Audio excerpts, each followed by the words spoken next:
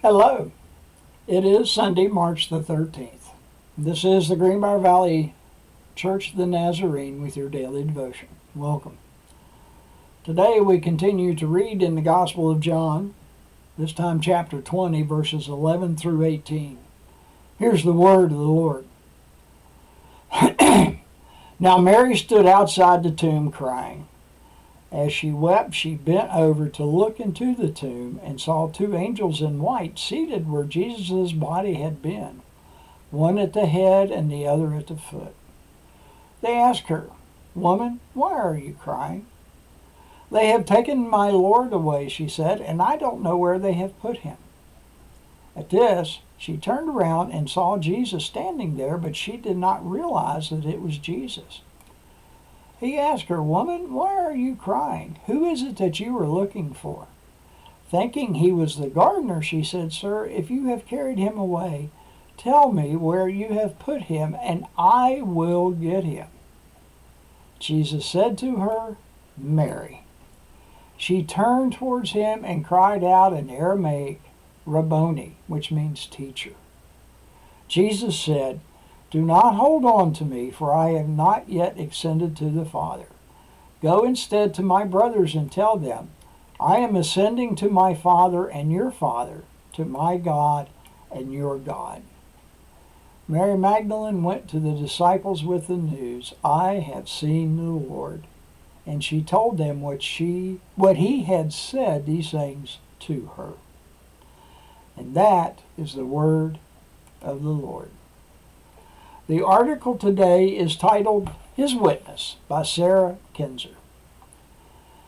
Mary stood lost in her grief at the tomb. She could not leave as the other disciples had.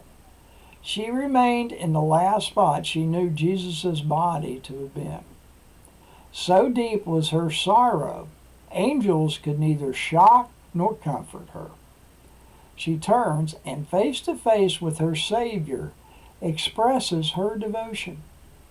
She would do whatever it took to recover his body, even though surely she could not carry it or defend herself in the process.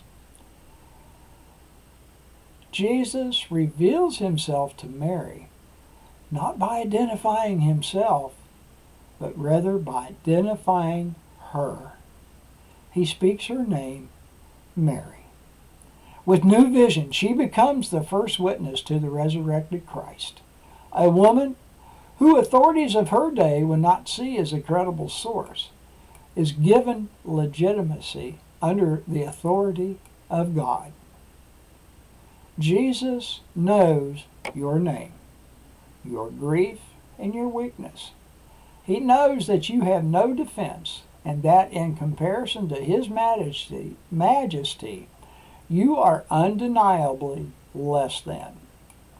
Still, he speaks your name and embraces you.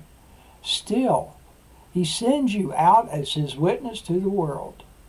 We know him because he knows us. Let us, like Mary, proudly declare, "I have seen the Lord." The hymn is "Love Divine, All Love Excelling" by Charles Wesley. Jesus, thou art all compassion, pure, unbounded love thou art. Visit us with thy salvation, enter every trembling heart. From the book of Colossians, chapter 3, verses 2 through 4. Set your minds on things above, not on earthly things. For you died, and your life is now hidden with Christ in God. When Christ, who is your life, appears, then you also will appear with him in glory. And that's your daily devotion for Sunday, March the 13th. Have a blessed day.